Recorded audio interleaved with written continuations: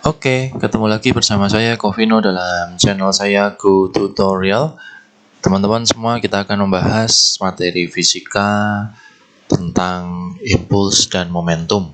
Dan ini adalah bagian yang pertama tentang pengertian momentum dan impuls itu sendiri ya teman-teman. Langsung aja yuk kita mulai, mudah-mudahan video ini boleh bermanfaat bagi pembelajaran kita bersama. Oke, jadi pengertiannya seperti ini ya teman-teman ya. Momentum itu nanti simbolnya adalah P ya. Dia dirumuskan sebagai perkalian antara massa dengan kecepatan. Ya, saya yakin mudah sekali ini ya. Jadi massa dikalikan dengan kecepatan itu menjadi yang namanya momentum. Ya, seperti itu saja. Sedangkan impuls itu didefinisikan sebagai perkalian antara gaya terhadap waktu. Ya, jadi di sini kita berikan delta T karena biasanya ini terjadi antara dua waktu yang berbeda walaupun sangat kecil. Nah, apa hubungan impuls dengan momentum? Impuls itu adalah perubahan dari momentum itu sendiri, sehingga ada rumus seperti ini. I sama dengan delta P. Nah, padahal delta P itu adalah momentum 2 dikurangi momentum awal, atau disebut sebagai M dikalikan delta V. Nah, sehingga rumus ini dan perubahan momentum nanti kita bisa gabungkan menjadi bentuk seperti ini ya teman-teman ya. F dikaliin delta T adalah M dikalikan V2 min V1. Ini yang nanti akan cukup banyak digunakan dalam soal ya, seperti itu. Nah, lalu satu konsep lagi bahwa ketika kita punya kurva F terhadap T ya, ini kita juga bisa mencari impuls itu dengan menggunakan langsung luas kurva di bawah grafik Ft. Ya, seperti itu. Kita langsung aja ke soalnya ya teman-teman ya. Nah, contohnya seperti ini. Sebuah mobil bermasa 1,5 ton bergerak 36 km per jam ke arah utara, kemudian berbalik arah ke selatan dan melaju 54 km per jam. Hitung momentum awal, momentum akhir, dan besar impulsnya. Ya, seperti ini teman-teman. Jadi, masa 1,5 ton. 1,5 ton, teman-teman pasti tahu ini adalah 1.500 kg. Ya. Nah, dia sedang bergerak dengan kecepatan 36 km per jam ya. 36 km per jam harus kita jadikan kesatuan internasional menjadi 10 meter per sekon ya. Nah, lalu kemudian dia berbalik arah ke selatan dengan kecepatan 54 km per jam ya.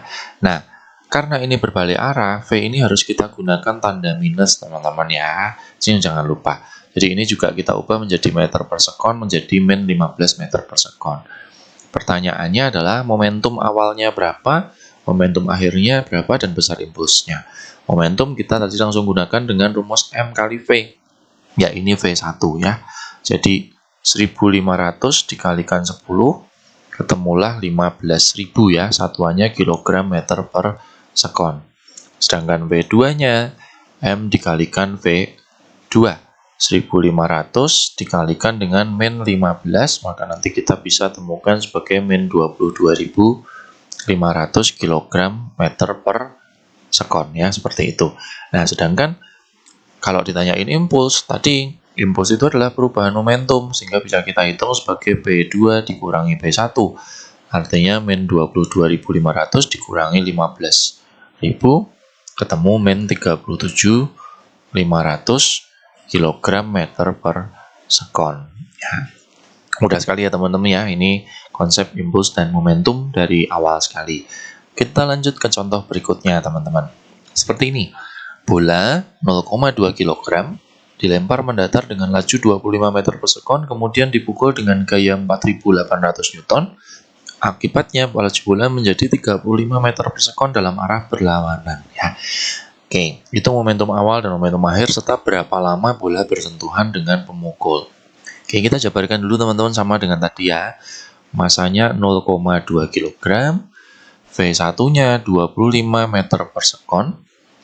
Lalu ada gaya 4.800 Newton, tetapi ingat teman-teman, kalau dia mengakibatkan laju bolanya nanti menjadi berlawanan, ya, berarti gaya ini juga kita berikan tanda minus. Ya, ini yang jangan lupa, teman-teman.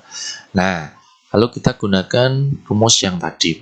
Momentum awal kita tulis V1, nanti juga kita hitung dengan cara yang sama tadi, M dikalikan V1, jadi 0,2 dikalikan 25 akan ketemu 5 ya, kilogram meter per sekon.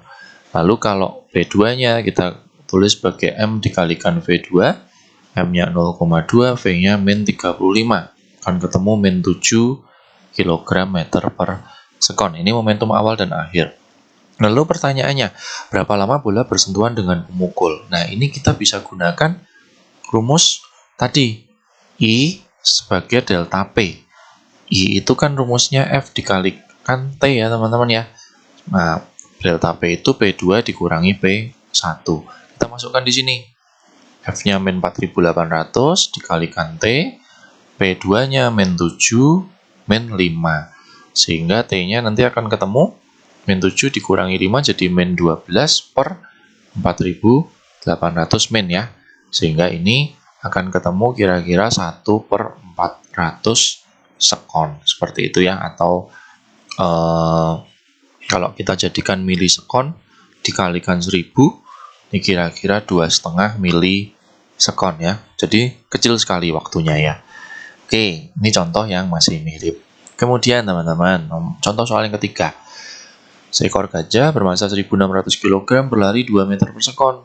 Berapa kecepatan yang harus dimiliki seseorang bermassa 50 kg agar besar momentumnya sama dengan gajah? Ya, simpel sekali ya. Jadi ini saya tulis massa gajahnya 1600 kg, kecepatan gajahnya 2 meter per sekon. Lalu ada massa orang 50 kg. Pertanyaannya, kecepatan orangnya berapa? Tetapi di sini diketahui momentumnya gajah sama dengan momentumnya orang. Kita tinggal masukkan nih, M gajah kali V gajah sama dengan M orang kali V orang. Lanjut, masukkan 1600 kali 2 sama dengan 50 dikali V orang. Sehingga V orangnya akan ketemu 1600 dikali 2 dibagi 50 ya.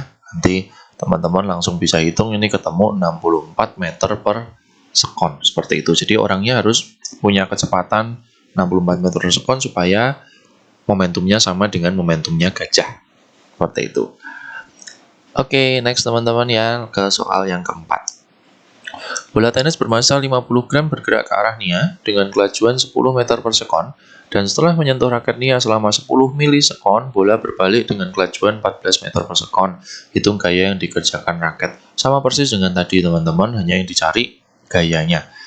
Massanya 50 gram, kita jadikan 0,05 kg, saya yakin teman-teman bisa.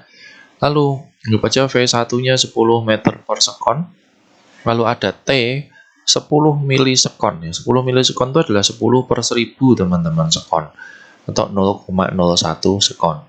Nah, V2-nya 14 meter per sekon, tetapi kita gunakan tanda minus karena dia berbalik arah. Ya kan? Nah, bagaimana menghitung gayanya? Tinggal kita gabungkan rumus impuls dan momentum tadi. F kali T sama dengan M V2 min V1.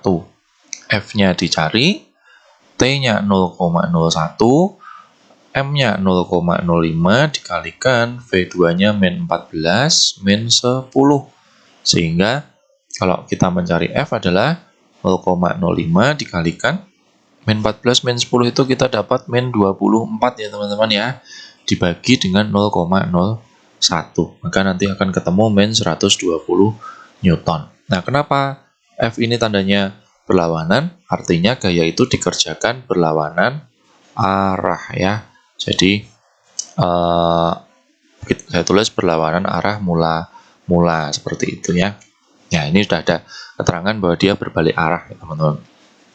Oke, kita lanjut ke soal berikutnya. Nah, ini tadi saya berikan contoh untuk menghitung nilai impuls apabila ada grafik F terhadap T. Langkahnya sederhana sekali. Ini gambar apa teman-teman? Trapesium ya. Jadi kalau trapesium menghitung impuls hanya tinggal menghitung luas ya. Luas. Nah, luasnya ini adalah luas trapesium. Luas trapesium saya yakin teman-teman sudah tahu. Jumlah sisi sejajar dikalikan tinggi dibagi 2 ya.